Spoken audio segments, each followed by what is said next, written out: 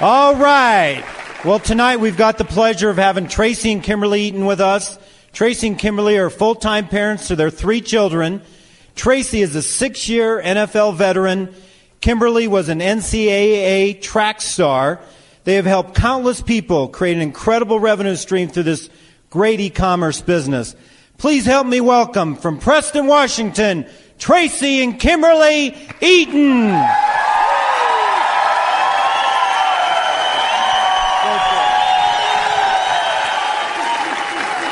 You guys are pumped. Yeah. We're ready to move forward. It's time. It's time. We need some more diamonds. We need more diamonds, no question. It's that kind of enthusiasm, that kind of excitement that's going to get you there. Keep on showing it. Keep on doing it. Keep on being consistent. You got a great business right at your hands right here and some great leadership in the area that's going to take you to the next level. I want to talk about our story, and we're excited about it. I'm just going to start off, kind of talk about a couple things, and then I'm going to hand you over to Kimberly. And what we want to do is give you belief. We want to let you know that anybody can do this. You don't have to play professional football to do this.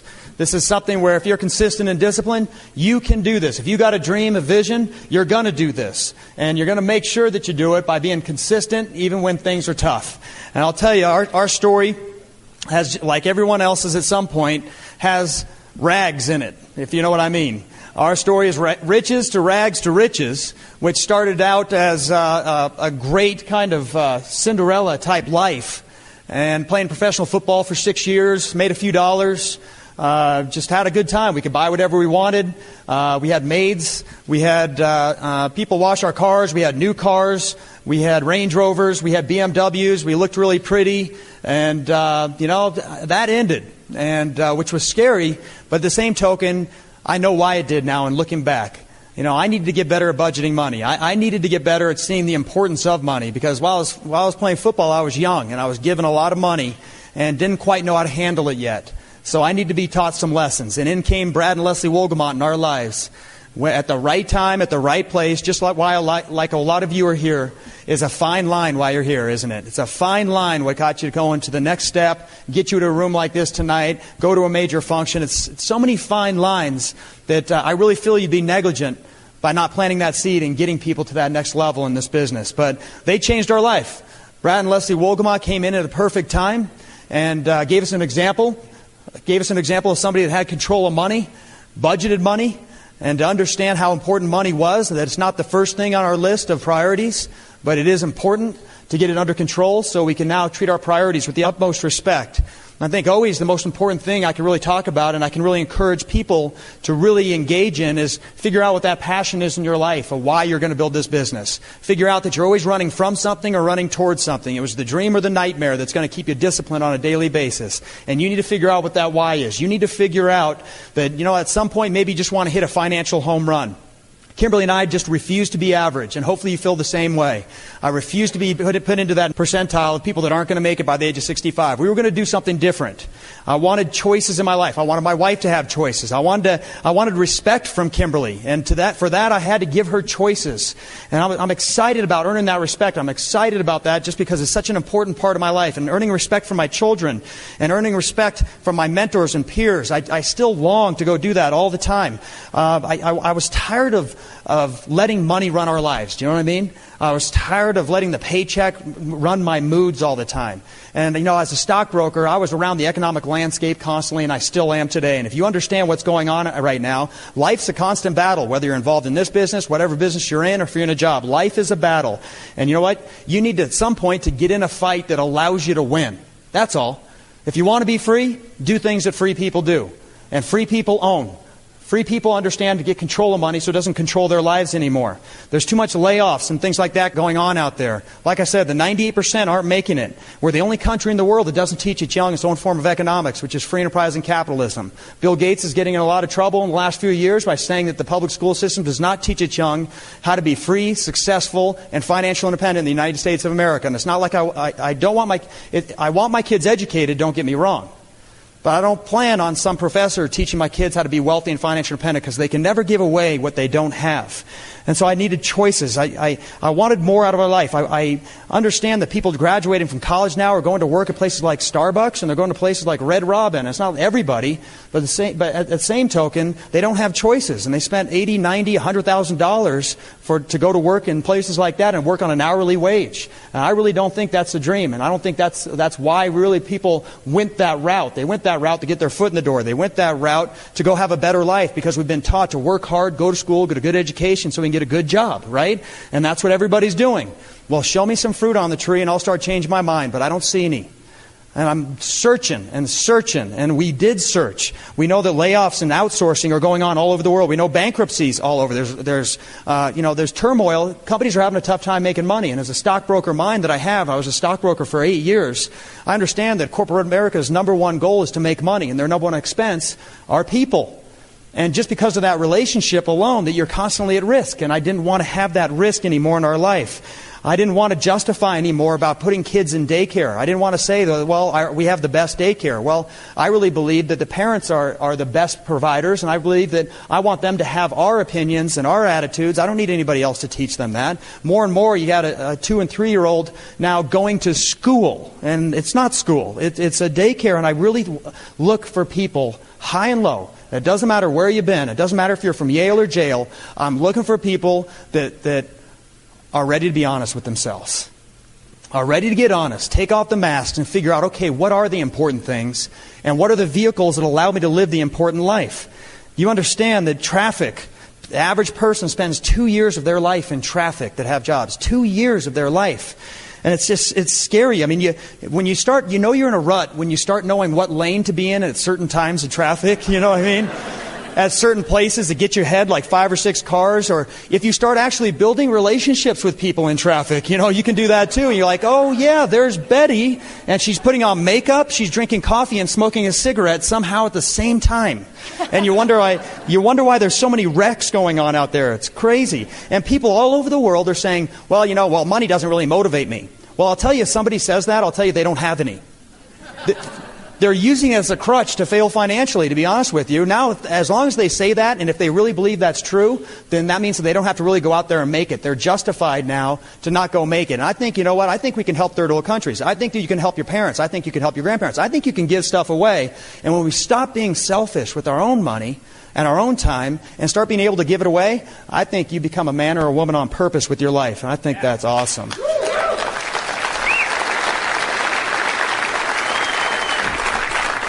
People say that they're not motivated. Well, look at the lines in Sam's Clubs and Costco's. Okay? Look at people complaining about gas prices. To be honest with you, I hope it goes to $50 a gallon. You know why? Everybody will take the bus. I'll own the streets.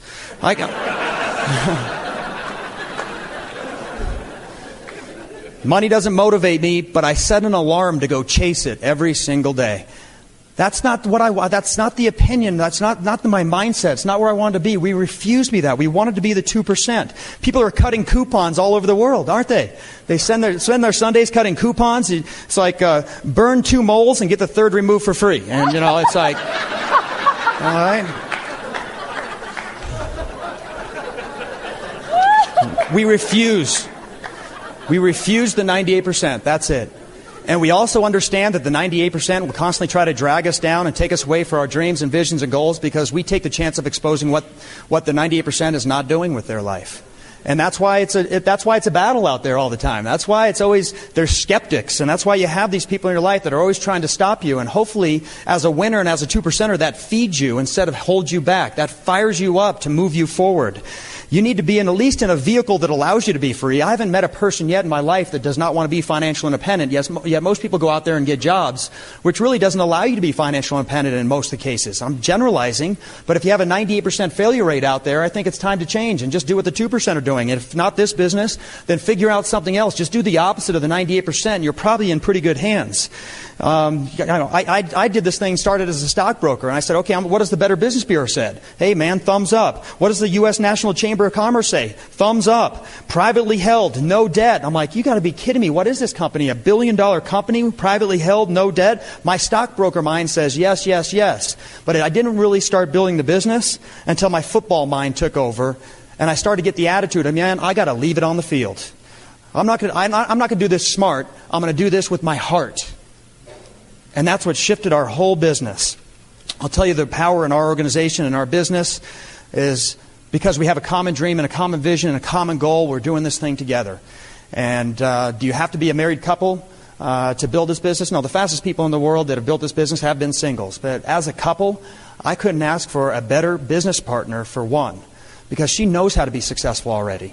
She knows. She was a collegiate, NCAA top, Arizona State top athlete and got a full ride scholarship. She can run circles around me. It's nice when you start to be free. What happens is when you're in debt, she's really hard to catch when you're chasing her around the business office. You know what I mean? Because she's sometimes plays secretary and I play owner. And so we run around a lot. Here was my problem. When we were in debt, I couldn't catch her. She was fast. When I got free, she faked an injury or two.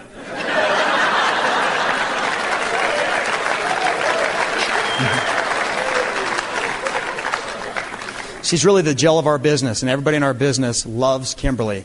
And I think if anybody can learn anything from Kimberly, she's not a detail person, she's a people person. And people love to hang out with her. Why? Because she makes people feel better about themselves when they leave than when they came in. And that's my wife. I love you. Kimberly Eaton. Thank you. Thank you.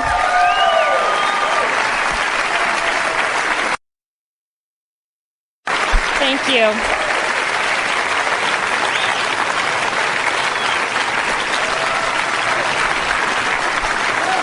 Thank you. Thank you. Thank you, Tracy.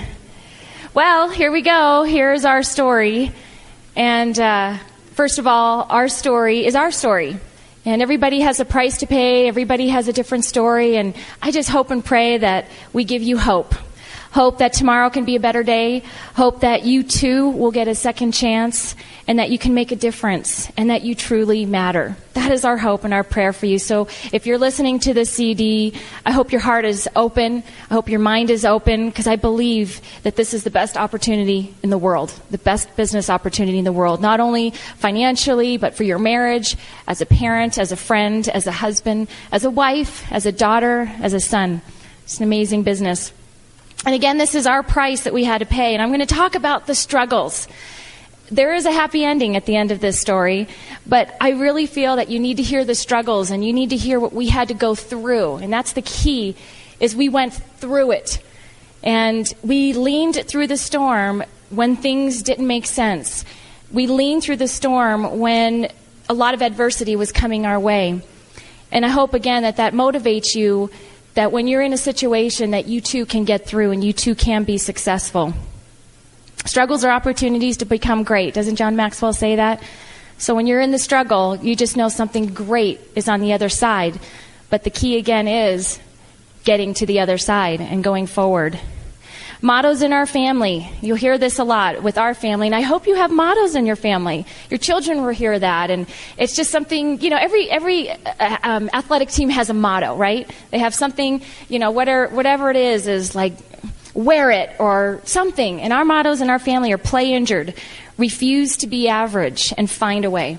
And that's just what we decided as a family with our kids, that's who we are. That's the Eaton way. And I hope you can fill in that blank. What is your way? Because I really believe every family needs that. It brings a family together. It brings that team concept together. It keeps you moving forward during the tough times. Well, I'm going to give you a brief background, very brief. I'm not going to go too much into my childhood or anything, but I will tell you that I was an athlete, and I worked very, very hard, starting at 8 years old, a very, very young age, in track and field and cross country. And, I didn't know what I was doing. My father just brought me down to a track, and it seemed kind of fun, and I got good at it. And I loved to win. But to be honest with you, it wasn't that I loved to go out and run. I can't think of too many times where I was like, yes, I'm going to go out there and I'm going to run, up hills and get dirty and get injured and all that.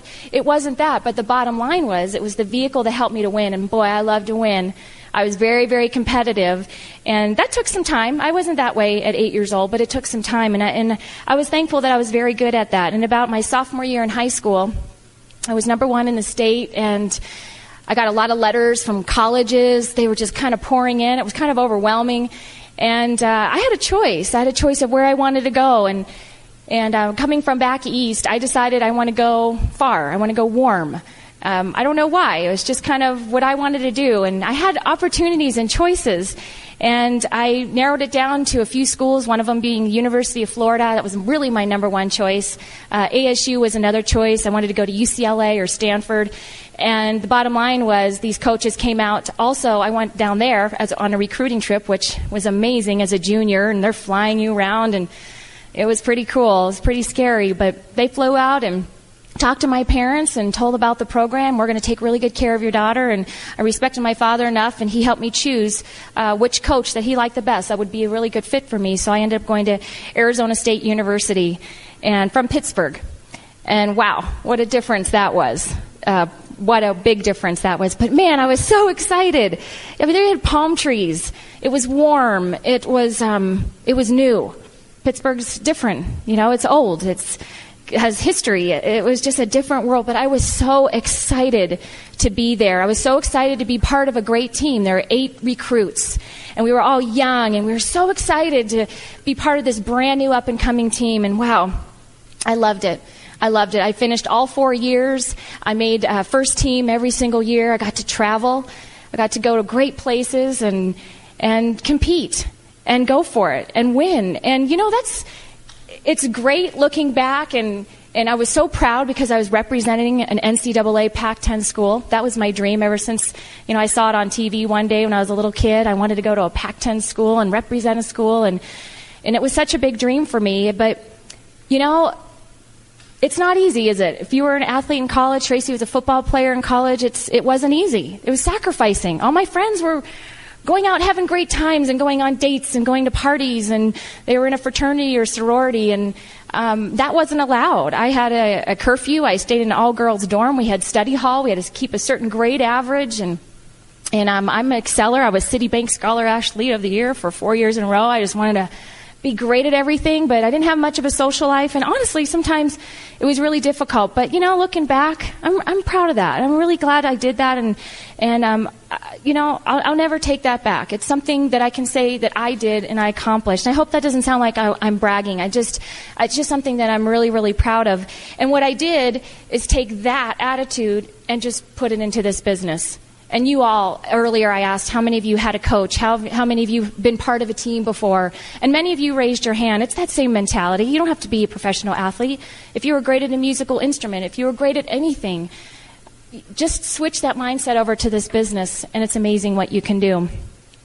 So I graduated at ASU as a school teacher. I was a second grade teacher, which I loved, and I had a great little class, and I met Tracey Eaton that year. At that time, I was a school teacher by day, and I was a cocktail waitress by night. Are you impressed? I made more money as a waitress than I did as a teacher. That's just the way it went. But that's what I did. I worked as a waitress at night. I was going to graduate school so I can become a counselor for children. I had a heart for that. And I met Tracey. I met Tracey actually at a resort where I was working as a waitress. All the football players would stay there the night before their games. They didn't stay home. That's why we all go to major functions and we get away from home. Did you know that? The same with the NFL. They didn't stay home. There's too many distractions. They didn't want to get in an argument with their wife the night before a game, or the baby crying at night. Same thing with a major function. So keep that in mind. And so I met Tracey. What an awesome guy. I didn't know he was a football player. He didn't look like a football player. He didn't act like a football player. I thought you were a bowler, though. No. He always says that. I look like a bowler. I never thought bowler. I thought male model. Something. Yeah, something. But at any rate, it was so funny. He intrigued me, though, because he's so funny. He came up to me and said, you know, you have the coolest eyebrows I've ever seen. All right. I like that. That was different. Okay, I'll give you that one. But no, I'm not going to date you because I judged him. He was a football player. But eventually, a few months later, went on a first date, and our first date was in a hospital while he got 2 surgeries. Isn't that great? Isn't that romantic? That was our first date. He was getting 2 surgeries. He was playing for the Phoenix Cardinals, and that was our first date, and we've been together ever since, and that was 15 plus years ago. That was a long time ago. And so he finished out the season with the Cardinals, and I was still a school teacher. And he decided that his coach, Jerry Glanville, he was going to follow him. And wherever Jerry Glanville went, pretty much Tracey Eaton went. They had a connection. Jerry Glanville loved the way Tracey played. He was one of those, I don't know what you call crazy. He was just one of those players, nice guy. You would never, if you ever watched him on a field, wow, you would be amazed. He just put his body on the line. He left it on the field. And the coach loved it. He just gave it his all. And it was just amazing. And so we got married, moved to Seattle, Washington. That's where we had our home, and moved to Atlanta to play for the Atlanta Falcons. So we had an apartment in Atlanta, and we had a home in Seattle. And suddenly I was an NFL wife. I was 24 years old. I was so young. And it was an awesome life, you guys. I was so proud of my husband. I was just like his number one cheerleader. And I was just like in awe, like, wow, what an amazing accomplishment. It wasn't, wow, he's a football player, but wow. I mean, to see the behind the scenes of what an athlete, a professional athlete goes through is amazing. Because basically, it's a job. I know you probably don't see it that way, but it is a job. And, you know, they're going to sew him up and they're going to throw him right back out, and he'll play injured. He played with a broken wrist for pretty much one whole season, and they just put a new cast on him, threw him out there. And he didn't whine, he didn't complain. He just went out there because someone else is right behind him ready to take his job at any time, and he knew that. And he was that type of player that he needed to work really hard to make the team. And so we lived a charmed life. We lived a really charmed life. We traveled.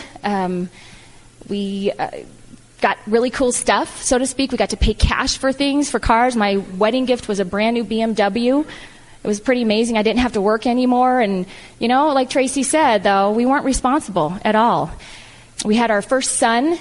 And, you know, going back a little bit as an NFL wife, what I am appreciative of with this business is what my goal was, or what my role was, I should say, was I was his supporter. That's what I was. I was his supporter. I was his encourager. And that was my job. It wasn't my job to say, well, why are you doing this? I never asked him that. You know, he'd come home just broken and injured and ice bags. And gosh, he would fall asleep with 10 ice bags. And I would just wake up and take all the ice bags off, throw them in the bathtub every morning. I would empty out the bags, and off he would go to practice again. And never once did I say, why are you doing this? What is the point? Because you know what he would think? You don't believe in me. Same in this business. Don't question your husband what they're doing. Don't criticize them, or, you know, think you know all the answers, because all they think in their head, even though you think you're being so helpful and we're so mothering, all they think is, you don't believe in me. And so that was my goal, is to be his encourager and to be strong, to be really strong. Like when our first son was born, you know, he went to play a game. Actually, our first son, he almost missed the birth of our first son. I think an hour later, your plane took off. And I was like, well, it looks like I'm having my first child all by myself, no family, no friends, just being out there. But I had to be strong. I wasn't going to whine. But he actually made that. And then an hour later, he took off. And I was watching my husband on the big screen with a brand new baby. And it was just pretty cool. And he had a really great game. It was an awesome game. And he missed the birth of our second son because of football. It's just life. And it's just called sacrifice, right? It's just sacrifice. It's just doing whatever it takes. It's just being an encourager and a lover and a supporter. And suddenly, that last year, he retired. And he retired on his own. It was time. He went through 7 surgeries. And his coach was ready to retire. It was just all the perfect timing. And so he retired, and we went back to Seattle and had a year off. We raised our kids. And it was an awesome year. I mean, we did anything we wanted to do. Hey, what do you want to do today? I don't know. What do you want to do? We woke up every day together, you know, taking turns with our kids, waking up with our kids, traveling. You want to go to New York? Sure, let's go to New York. You want to go shopping? Sure, let's go shopping. Let's go out to eat. Let's do this. Let's take our friends out. Let's buy people gifts. It was charmed. It was amazing. And the money was running out, though, going backwards. When you have no income coming in and everything going out, you know what happens? It's not a good thing. It's a negative. And so suddenly he met Brad Wolgamott, just out of a fluke, downtown Seattle at a clothing store. And we learned later that Brad Wolgamott followed us around the city and got our number, and they started talking about fishing, and they built a relationship. And Brad Wolgamott did not show Tracey this business for 9 months. He waited. We had no idea what they did. He said, we just do distribution. We're like, cool. We didn't ask him any questions. That's great. We just liked them. They were great people. And finally, let me tell you the reason why. Because we didn't have a want, need, or desire. We actually made more money than them. We had a better lifestyle than them at that time. And we didn't have a want, need, or desire. He waited patiently until one day Tracey's like, Brad, I got to go to work. I don't have any income coming in, and it's time for me to go to work. And that's when Brad said, and Tracey was pretty upset because he's like, I don't want to leave my kids. I've been raising my kids. And that's when Brad Wolgamott sat down with him and showed him this business plan. And we saw this business plan, and I swear to you, after seeing it 3 times, we did not understand it. And I thought I was pretty smart. I'm like, I'm a City Bank Scholarship Athlete of the Year. I was a 4.0 student. What? Costco analogy? What? I didn't get it. I don't know why, but we liked Brad and Leslie. Does that motivate you? It wasn't this big dream like, yes, we can build orphanages. Yes, we can take care of family. It wasn't any of that. I'm embarrassed, I guess, to say that, but it's our story, and it is what it is. And that's what happened. And we did. A few years later, we kind of played around with it a little bit. Tracey was really excited about being a stockbroker. And again, Brad's like, great, go out there and I'll help you build your business. And then something happened. I don't know what it was. It was something sparked in Tracey. And he's like, honey, we need to build this thing. And maybe he can explain what happened, but he was ready to build it. We started to build this business. And about 8 months later, we went platinum after we made that decision. But as we were in the platinum stage, we were going ruby. Again, he was a stockbroker, and the market was crashing. And again, we were, I don't know how much was going out, $10,000, $12,000 a month was going out, and not much was coming in, and we were going backwards very, very fast. And that was a very scary time for me. And I remember crying on my kitchen table going, are you kidding me? I can't believe this. And I remember we had $75,000 in the bank, and I was crying because I knew in 5 months it would be gone. And most people would be like, 75 grand? But we started with 300, and we were going backwards and backwards and backwards. And man, it was such a stressful time. And I was trying to keep the negative away from Tracey and not tell him the whole situation because I just wanted him to build the business and just be this really strong wife. And just one day I just broke down. I'm like, honey, you need to know what's going on in our life. And it was a really hard time. And he wanted to downsize immediately. He wanted to sell our home and sell our cars. And it was me that held us back. I was like, I can't get rid of my house. It's my house. All the flowers are blooming perfectly. I gardened, and I spent a lot of time on my garden, and everything bloomed exactly. I had it all timed out. I know it's really scary, and that's a really stupid reason, but it was where I was at the time. And I remember going to a Brad Duncan board plan one night. I went by myself. Tracey had the flu, and we were, again, struggling rubies. It was a really, really rough time for us. Just took our kids out of private school because of finances. And I came home changed. I remember coming home from that night out going, all right, done. Game over. I'm ready to start. I'm ready to be on my husband's team. I'm going to do whatever it takes. Slamming the steering wheel, crying my eyes out, going, what? God, what is your plan in this? What do I need to do? Just tell me what I need to do. And I came home and I woke up Tracey and I said, honey, I'm ready. I'm ready to do whatever it takes. Do whatever you want to do. Sell the house, sell the cars. I don't care. I want to be Diamond. I don't want to be like this anymore. I just can't live like this anymore.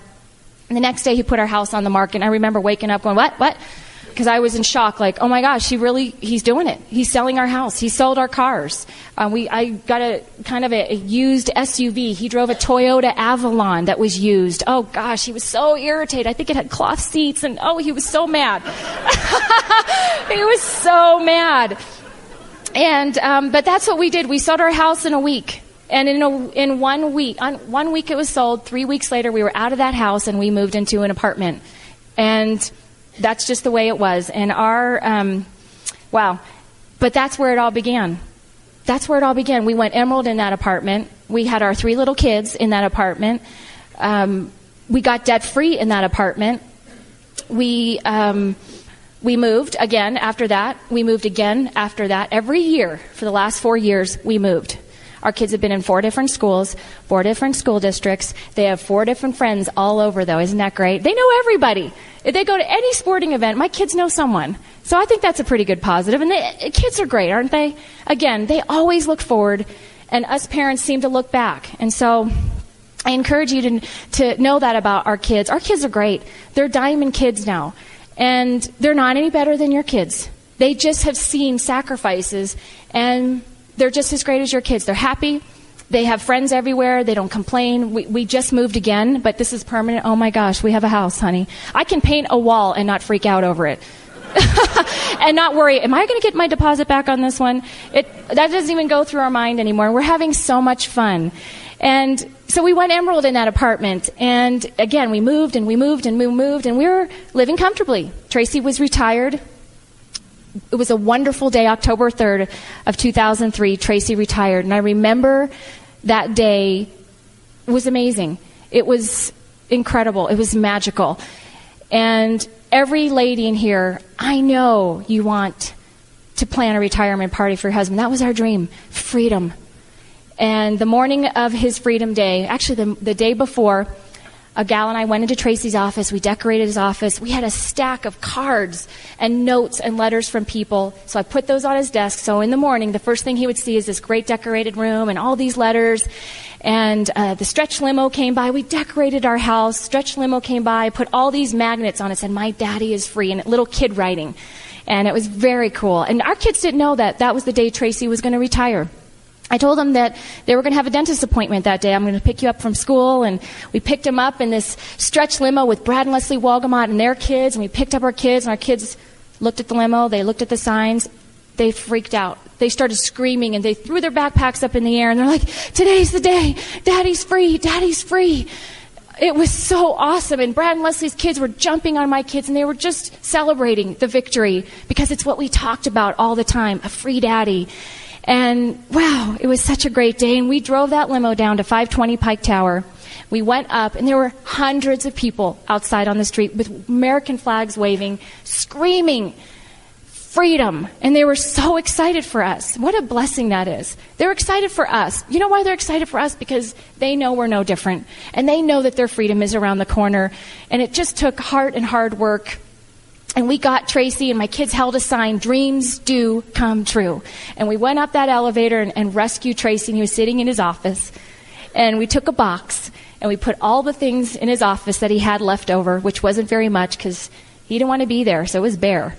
And we took a box, and we brought him down, and he came out to those screaming people, and it was moving. It was amazing. We got into that limo, and we drove around the city, and the kids just were excited. And we had a great lunch. And we came back to our home, and I had about 15 tables set up, beautiful linens. It was first class. We had a maitre d' at the door to greet everybody, and everybody got a gift. It was a pen that lit up. It said Point of Light. And it had a picture of our children that said the reason in black and white. It was attached to each pen. And thank you so much for being a part of our team. And so they were each greeted as they came in, and we had a server at each table, dressed in black and white again, that each nameplate, and escorted each person to where they were supposed to sit. And during that dinner, we had Platinums do skits, really funny skits like Tracey Eaton's first board plan, or just funny, which was hilarious. And it was great. It was so funny. It was just brought back amazing memories. It's almost like that show, This Is Your Life. And everyone just had a wonderful time. We had wonderful food. It was awesome, you guys. Ladies, you have to do that for your husbands. You have to do that. So be on his team. It's so worth it. And again, we had a meeting with our kids. When we were Emerald, we were feeling average again. We're like, 150 grand? You know, it's pretty good. We're doing okay, but we're kind of feeling average again. We had a meeting with our children, and we said, we're going diamond. And this is what it's going to take. And are you on our team? We're not going to be at every sporting event. We're going to sacrifice a little more. Mommy and Daddy's not going to be home again. And what do you want us to do? You want us to be at all your sporting events, all your schooling events, or do you want us to go diamond? What do you think they said? We're going diamond, Daddy. We, as an Eaton team, are going diamond. And we made some models of our family, and we were a team, and we went out there. And, you know, it's amazing. A few months later, our son, our awesome little middle son, was diagnosed with kidney disease right after that meeting. And we're like, wow, what a blow that was. I can't tell you the feeling we had. You know, when we were in the doctor's office at Children's Hospital, and you hear the word unfortunately, and after that, everything's like, whoa, like this big blur. I can't explain it. I didn't hear anything. I just heard the word unfortunately.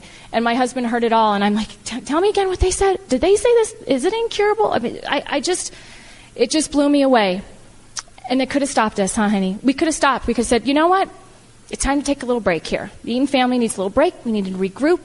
No, we decided we're just going to continue to move forward. And whenever he was having his little challenges or all the side effects of his medication, whether it was his insomnia or whatever, I always had my little text message. We text message back and forth at board plans, and I'd let him know how proud I am of him. Every once in a while, I'd leave a board plan or go after a night out and check on him in the hospital or on the phone and say, how you doing, Mommy? I can't sleep. But you know why Mommy and Daddy are here, right, baby? I wish we could be with you, but we're going diamond, right? Yeah, I know, Mom, but just talk to me a little bit. Kids are great. And we went diamond, and we still went diamond. And what a victory. What a victory for our kids who are part of our team. And I look back going, wow, what a journey. What an amazing journey. We recently took a diamond trip with our kids to Phoenix, Arizona. 2 years ago, we said, you can go anywhere you want. And we went to Phoenix, Arizona. And you know where we stayed? We stayed at that same resort where we met. We didn't even plan on it. We just looked on the internet, family-friendly place, and that one popped up. It's the place where we met. And now I'm not a waitress anymore. I'm being served. Whoa. So I'm watching all these waitresses go back and forth. It was just really weird. I felt like I had to get up and serve someone a drink or something. I don't know. It was weird for me, but wow. It was an amazing trip for our kids, and it was just about them. Anything they wanted to do, it was all about them because they earned it. They were part of this team. Why do I love this business? Gosh, there's so many reasons why I love this business. I love this business because it brings me back to being an athlete. I loved being on a team. I love having a coach in my life. My husband's my coach. Our upline's our coach. I love winning. I love winning again. And I love the struggle. As weird as that sounds, I love the struggle. I love going through something and looking back going, I did it. And it's such a great feeling. I love the sacrifice. I love loving people. I love laughing. I love the journey. I love laughing when it doesn't even make sense to laugh. You know, I love laughing through the tears when it hurts so bad. And then you laugh going, it's all good. It's all going to be fine. And I love giving people the opportunity to help. I love the opportunity to help other people win. I love that. I love having teammates. I love having running mates. I love you guys. I love encouraging you. I love saying, yeah, of course you can do this. I did it. We did it. Of course you can. And I love Brad and Leslie Walgamot. I love them for believing in us. I love them for being there when Tracey and I would hit crossroads in this business, which we have. And we always went to them. Not whining, just saying, can you tell me again why we're doing this? Can you tell me again that you believe in me? I love you, Brad and Leslie Walgamot. Thank you so much. And I love my husband, Tracey. He's amazing. He's a warrior. Always. He was a warrior in the NFL, and I looked at him in awe. And he's a warrior in this and a winner in this, and I still look at him in awe, but it's different because he did it for our family. Wow. What an amazing thing. I respect him so much for that. And I love him so much for that. Is it worth it? Was it all worth it? Absolutely. Absolutely. Sometimes it takes me back and I'm like, do I even remember the struggle? Oh yeah, that's right. I remember that. That's right. I remember that. Yeah, it was all worth it. So give faith a fighting chance. Give faith a fighting chance. And when you get the choice to sit it out or dance, I hope you dance. I really do. I hope you dance because it's so worth it. I love you all. Here's my husband, Tracey.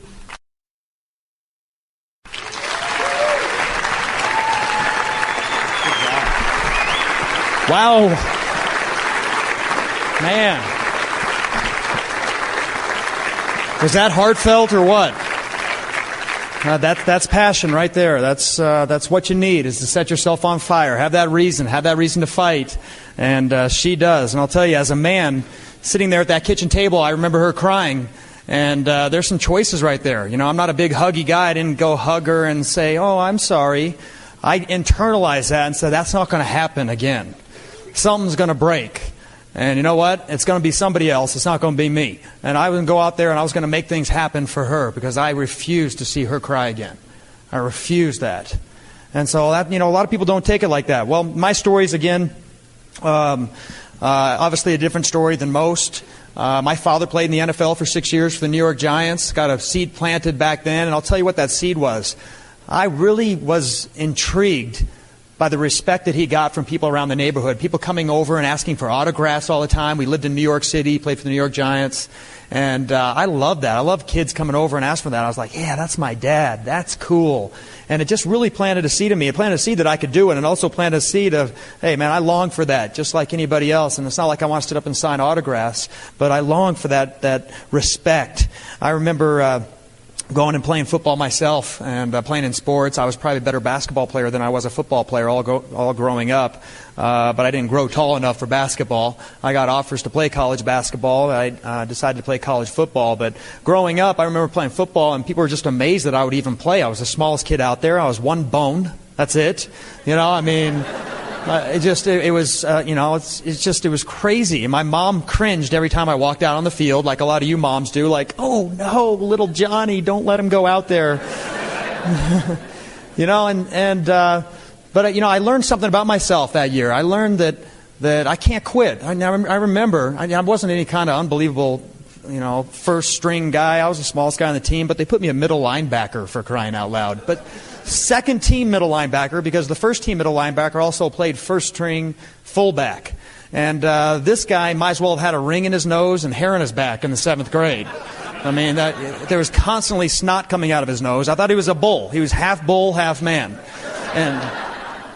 And the reason why they put me a middle linebacker, because I was the only one that would at least try to tackle him, And sometimes it was a joke. I mean, sometimes, I would get him and they're like, oh yeah, but it was usually one of those shoestring tackles where he didn't even see me coming. Sometimes when I got a little bit high, I would hang on to those legs for about 80 yards. I'd get jaw-jacked the whole way from the 20-yard line to the touchdown. He never even knew I was there. He'd look back and go, where did you come from? And I remember, I promise you, I remember in my mind going, let go. Let go. You ever do that? I mean, that's probably why I'm not a good water skier, too. I fall, and I look like a lure. I ain't letting go. I gotta quit. I was way out talented, 7th grade, 8th grade, 9th grade. All those places. And I was an athlete. I wasn't a big school guy. I mean, I went to school. I got decent grades. But I didn't work that hard at it, to be honest with you. It was more athletics. I loved that. I remember when I was a junior in high school, I never started the football team. You hear stories all the time about Michael Jordan getting cut when he was a freshman or a sophomore and coming back and saying that's not going to happen again. And, it happens all over the place. It's the beyond the glory story. It's, most people just don't even know what the struggle is going through. But I just kept on going. I kept on going. And I guess it's a never quit attitude that it takes for anything. You get in something, you finish what you started. And so I remember going out as a senior, and I was looking at everybody else, and everybody else was still growing, and I was still, praying for peach fuzz. I was like, when's this thing going to come under the armpits like everybody else here? I was like this big. I looked like I was 12, and I was 17. And I went to go sign up, and then my father and mother were divorced, so I was living with my mom. And I started to walk away going, I am not doing this. I am not going to go play. I am too scared, blah, blah, blah. And then all of a sudden the head coach comes up, saw me walking away, and grabbed the back of my shirt. And he's the same coach that coached my father. His name was Fred Spiegelberg from Medford, Oregon, and it was the University of Medford. He coached my dad. He coached me.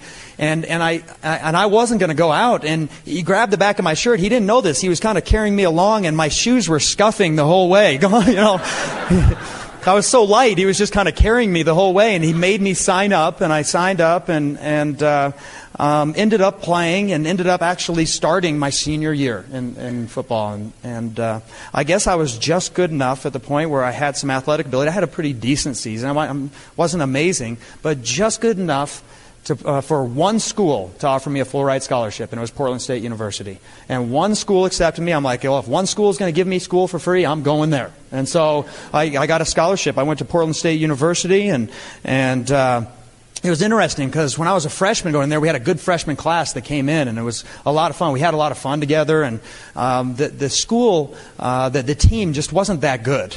The team was 5 and something or 4 and something, and just didn't have very good leadership. And as a freshman, a bunch of guys, myself, would look up, and we'd look up to these supposed leaders, and they were out partying all night. They were late to practice. They were late to everything. They just were not being good leaders whatsoever. And we used to huddle up and go, when we're seniors, it is not going going to be like this. When we get to that point, when we get that point of where we are, we're going to work our butt off from here on out, and things are going to be different when we get there, because we saw the lack of leadership up there, and so we decided to step up. And, as it goes, as you go through college, people start to slip away and slip away and slip away, but that core group, there was about 5 or 6 of us that stuck together. And I'll tell you, in our senior year, we went to the national championship for Division II school, and I'm pumped about that. And it was because what we started when we were freshmen. It was the attitude we started when we were freshmen, and the work habit we started in the freshmen. When I was a senior, we got into the national championship, which was pretty fun. So that just goes to show you about leadership, and it goes to show you about a work habit and making a choice early, and then being consistent and not giving up on it. Again, when I came into Portland State, way out talented. People were huge. People were big. People were strong. Steroids were popular. Everybody around me was bigger than me, stronger than me, faster than me. And I just felt out talented every time. Every level that I went to, I just felt out talented. I just felt like, I don't fit here. I don't fit here, but I can't quit. And I never quit. I just kept with it until I did fit in.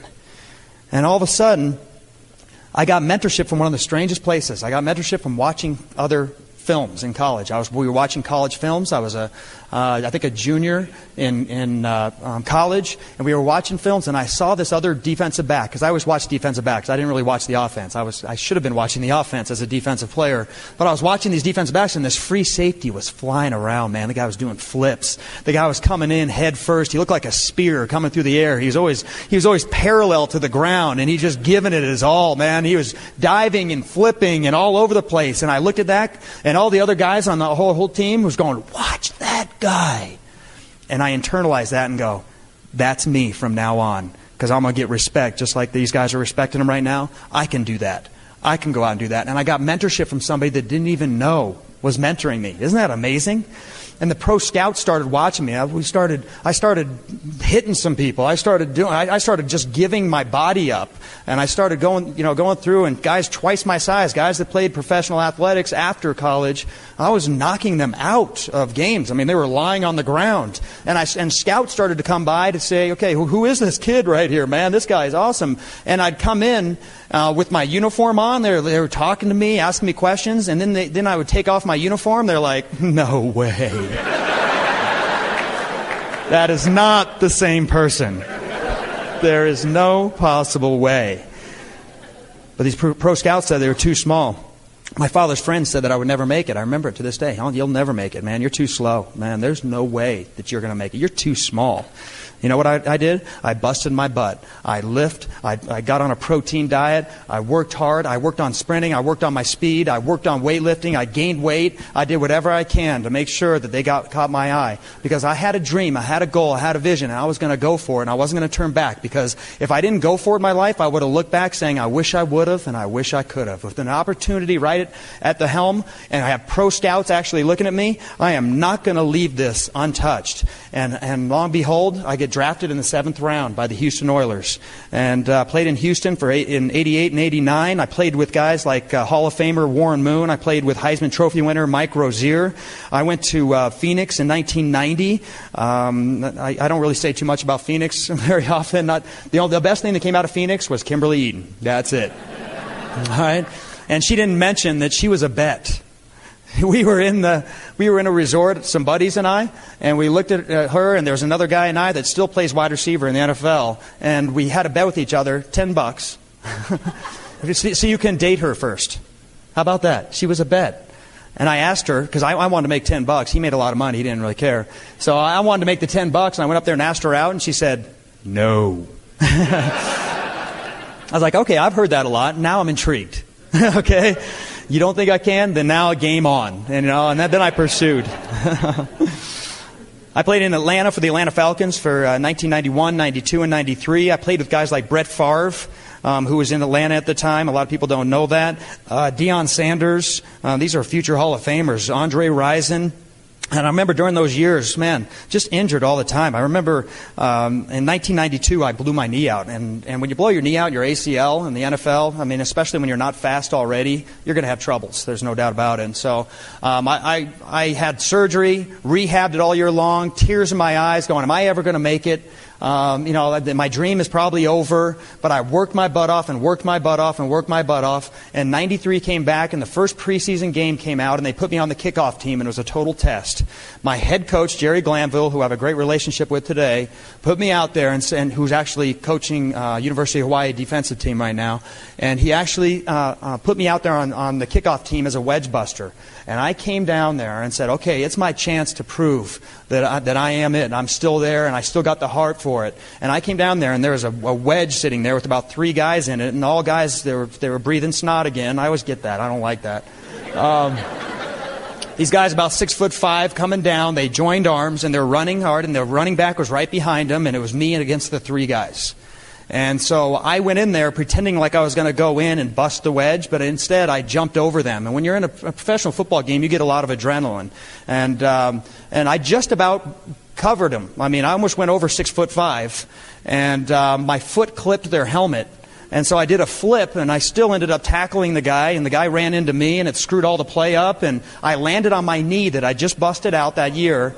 And I sat there for a second. You know how sometimes when you take a big fall, and you're like, okay, let's kind of take the body and mind here and see what's hurt, you know?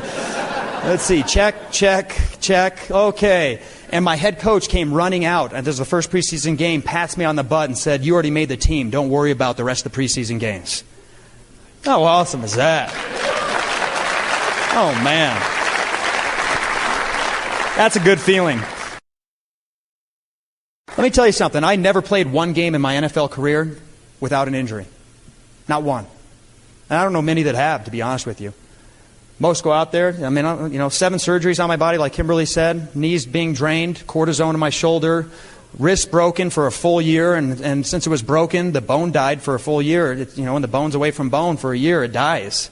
And so they have to take bone from my hip, put it in my wrist, and keep on playing, and keep on going, and keep on going, keep on living the dream, and keep on earning the respect of my peers and my coaches because willing to play injured. And I got that respect from them. And they kept on putting me on the team and putting me on the team. I wasn't necessarily the best athlete. I wasn't the fastest. I wasn't the strongest. But they knew that I would be there in the fourth quarter. And that's the respect that I talk about all the time and that I long for in this business also. And I was willing to go the extra mile, and willing to move forward, and willing to go that when I was sick and keep on going and whatever it took. And with that, after I got done playing, I was just done playing. I was done. I couldn't do it anymore, and I couldn't play like I used to play anymore. So I was done, and I took a year off like Kimberly talked about. We had money in the bank. We had cars. We traveled. We had an awesome lifestyle. We had fun, but like Kimberly said again, we started running out of money. We were spending $12,000 to $15,000 a month in stuff. I don't even know what we were spending it on, to be honest with you. I thought she had some kind of treasure chest in the attic. I didn't know where it was going. We weren't making any money, but all this money was going out. When you got $300,000 and that much going out every month, it doesn't take long until it is gone. But I just didn't have the wherewithal and the maturity to handle money. And I needed to be taught a lesson. And so I again followed in my dad's footsteps, and I became a stockbroker. When I became a stockbroker, I was trying to find mentors in there. And I only found mentors that made money, and that was it. They didn't have the personal lives I wanted. They didn't have the marriages I wanted. They didn't spend time with their kids like I want to spend time with my kids. But it didn't matter because all I was after was money. That's what I've been taught in a system. I was cold calling 50 to 100 people a day. I was grinding to get my foot in the door. Money was running out quickly. I started to make more money I made, the less time I spent with my family in corporate America. The more money I made, the less time I spent with them. The ups and downs started affecting my moods, so money started affecting my moods. My kids would want to play with me. I'd come home. I'd be stressed out because the market was down, and they'd want to treat me like a gymnasium. They're jumping all over me. And after a while, you just go, stop. Let Dad relax. And, I felt like Archie Bunker sitting on your favorite chair and say, Edith, give me a beer. I want to relax here. I want to watch a football game. I want to watch Monday Night Football, whatever. Let me relax. And Kimberly, being the loving wife she is, would say, kids, please, get away from your dad. He gave his best at the office, and we get seconds. Well, either that was going to be a knockdown, drag out, or I had to take off a mask and start to figure out what was really important in our life. And I internalized that, and I'll remember that for a long time, to be honest with you. Going broke, wife's crying, I just can't handle that. Well, enter Brad Wolgamott. He became a client of mine in stocks. And he had a great lifestyle. I was intrigued. You don't run around, too much with people that have private aircrafts and private pilots at the time when I was talking to him. It's amazing. And I was pumped up about getting him as a stockbroker.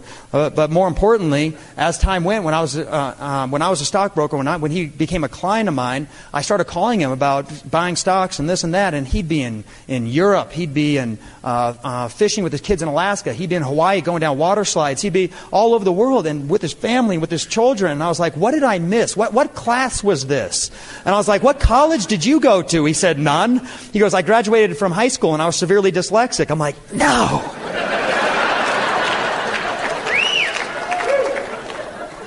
It must have been one of the high school classes I missed then. The class that said how to get control of money. And man, that lifestyle intrigued me. And like Kimberly said, we started building the business, and not hard at first, because we didn't treat it right really for years. Okay? What was happening too when I started building the business and I started to take it semi-serious, everything was average in my life. And gosh, with a winner, and I know there's a lot of winners in the room, it's hard to be average at everything, isn't it? When you start doing too many things and you start, you have all these things, spinning plates all over the place, and you're like, oh my gosh, what's going on? Well, I sat down with Brad, and I remember Paul Sika talking about this too. Because you need to find one overarching purpose with your life and figure that out. It's not that I was going to quit my job, but what was I going to concentrate? Where was my creative energy going to go? And the overarching purpose with my life is I wanted to be stinking free. And I wanted to be financial independent. I wanted choices. I was tired of worrying about money. I was tired of grinding every single day. I was tired of traffic. I was tired of those things. I refused to be average.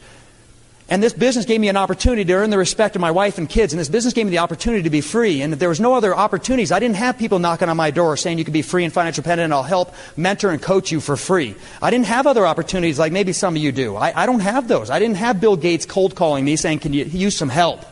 I didn't have that. I counseled with Brad. I was average at everything. He said, okay.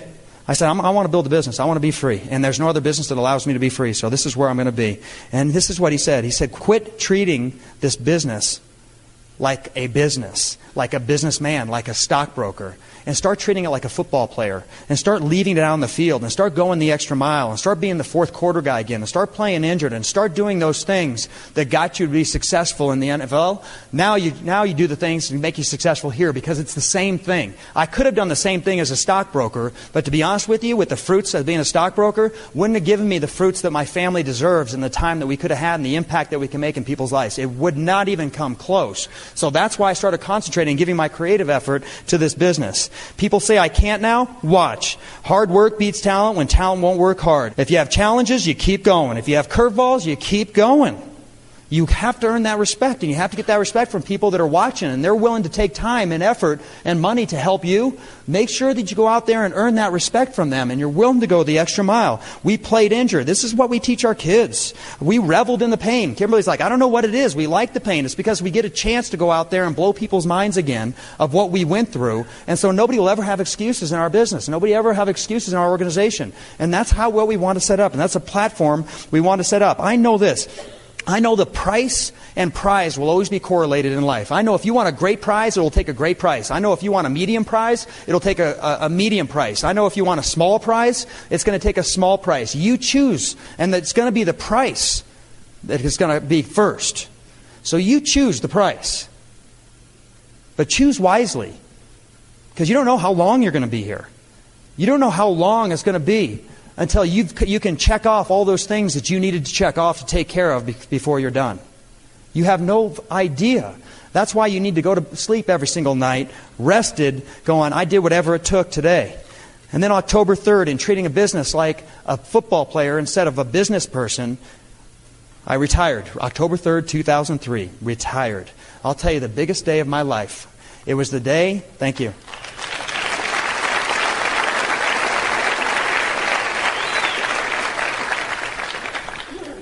That was the day all my priorities came into line. The day I got to retire. It's so funny that I told people that I loved what I did so much in my life. I loved being a stockbroker. I love it. I love it. And the day I was able to have a choice and step away from it, man, I have not regretted one day ever since. And all I do, the only way I think about it is I feel bad for the people that are left over there that don't have a clue of what it's like to be free. They don't have a clue to know what it's like to get control of money so they can have some peace of mind with their life. I remember one key thing. I mean, there's so many things I remember about that day, but Kimberly went through most of them already. But I remember one key thing. I remember going in that limousine and having all those flags going back and forth, and my daddy's free like I just got out of jail. And it was like I just got out of jail. My daddy's free. My kids are excited, pumped up. And I remember going by the street and passing by all those people, and there was my boss sitting there, clapping his hands very gently, not a big smile on his face. I looked at his face and go, I'm free, and he's going to do what he does for the rest of his life. And that really, it made me sad. But I also thank God that I got around some mentorship and I got around people and I had a supportive wife. And I went out there and kicked butt for a couple of years so I can get free for the rest of my life. I was so thankful that I paid the price. And you will too. It's going to be awesome. I'm telling you.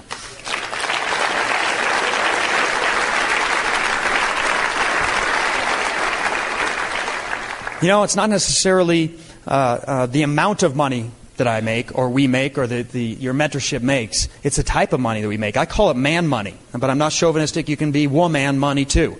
Man money is this to me, is getting a revenue stream, is getting a cash flow. I would rather make $100,000 a year in this business than $1 million a year being a CEO of a corporation any day. $100,000 in business and free in this business, I'll take that any day. In fact, you know what? To be honest with you, if it were $10 million, I can't be bought. I don't know about you, but my family is more important than $10 million a year too. And it's more important than 20 and 100 million, to be honest with you. I would never trade the quality time that I have with my family to go make a ton of money, because I don't do things for money anymore. I do things because it's the right thing to do. I do things to get my time back. I do things to go have peace of mind so I don't have to worry about money anymore. It's a different type of money. We're talking revenue streams and cash flow. We're talking generational wealth. We're talking legacy income that you can provide here.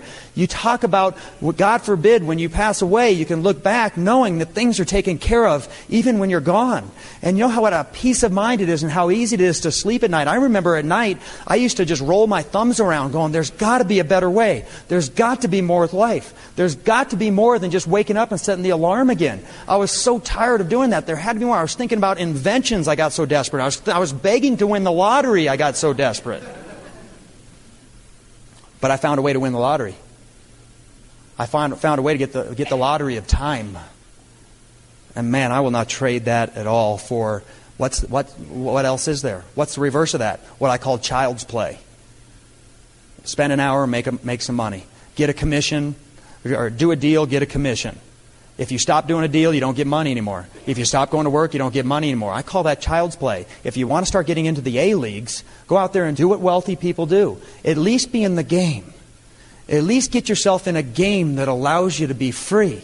And what a peace of mind that is. And now, why do we build it? A lot of people say, well, why do you keep on doing what you're doing? Why? You guys seem to be busy. And, well, yeah, I mean, too much is given, much is required. We're going to go out there and continue to be that example to our kids. I want to have that example of our kids of going out there and helping people and never quit and don't quit. Because the platform that we have built in this business now has allowed us to raise our kids a different way. So when our kids want to quit halfway through a season, we look at them in the eyeballs and say, Eatons don't quit. We finish what we started. We're uplifters and empowerers. We find a way to make things happen. And we can say that because we've done it. And if we sit there and quit everything we do and walk away and say, well, it didn't work, and justify and justify and justify, because you can't justify this once you know enough. You can't justify it away. It'll haunt you for a long time. I've thought about quitting, but I'd have to move to Iceland. There's too many people that know that I'm involved. I could never look them in the face and say, yeah, I'm a quitter. I'm a whiner. This is why I quit, because I'm a justifier, because it just doesn't work. Come on. Get the right attitude. Sell out, because you're not going to attract the best until you decide to sell out. It's your business. Don't wait for that fire to come into your business. You go make the fire happen. And it's a responsibility to us now. We want to impact lives. We've seen too many lives saved, to be honest with you. We've seen too many marriages saved. We need more lights in a dark place. We need more people to create wealth. We need more people to do great things. We need more people to right some wrongs out there. I know all of you know some things that can be taken care of. I don't care if it's your parents or your grandparents. I don't care if it's third world countries. I don't care what it is. There's ways that we can impact people, and it's amazing the seed that we plant, how generationally now we can change families and lives, and you don't even know you do it. When you plant that seed, they may not get in the business, but they think differently now because you showed them something. And when they think differently, they may raise their kids differently. And when they raise their kids differently, we affect generations now. Just little seeds like that. And the impact you can make, we never really know some of the impacts we can make because you can't make it grow. All you can do is plant seeds. That takes a whole lot of pressure off. You don't have to make it grow. I am into impacting lives now. I get a charge out of seeing the spark in somebody's eyes. I get a charge out of somebody calling me and say, you know what, you know where I was when I saw this business? I was going to get divorced and I was thinking about killing myself and I was thinking about suicide. But I got a dream and I got a vision and now we're happily married and now we're moving forward. We got a dream and we're excited about something. You know what? That keeps me going. And if you get one story like that, don't you think that would be worth it? Have you impacted generations? And you never know when that's going to occur. You don't know when that's going to happen. It's going to come to those that are faithful and consistent. Those are where those stories are going to come from, and it keeps me going on a constant basis. Impacting lives. We want to free more hostages. We want some friends with us. We want to go to Peter Island with friends. We want to travel the world. We want to go to the beaches. We want to get aircrafts together. We want to have some fun. We want to go get 15 of us in this room that decide to go diamond and double diamond and triple diamond and crown ambassador, whatever it is, and let's pool $100,000 each and go, okay, 15 of us, that's $1.5 million. Where can we put our money where we can make an impact this year? Isn't that awesome? Wow. You're in a place you can do that. And you'll be remembered forever. It's not gone and forgotten anymore. It's going to be gone and remembered forever, generationally. I have a question. When you end up looking down from heaven at some point, have you done everything? Have you taken care of all the responsibilities? Or are you going to have to see loved ones struggle? Or lives that you could have impacted along the way, but you decided to button your lip? When you're done here, either on this earth or every single night, when you go to sleep every single night, you'll sleep well knowing you left it all on the field of battle. Hey guys, let's get diamond done. Let's go have a great life, all right? We'll see you guys. Thank you, Colorado Springs!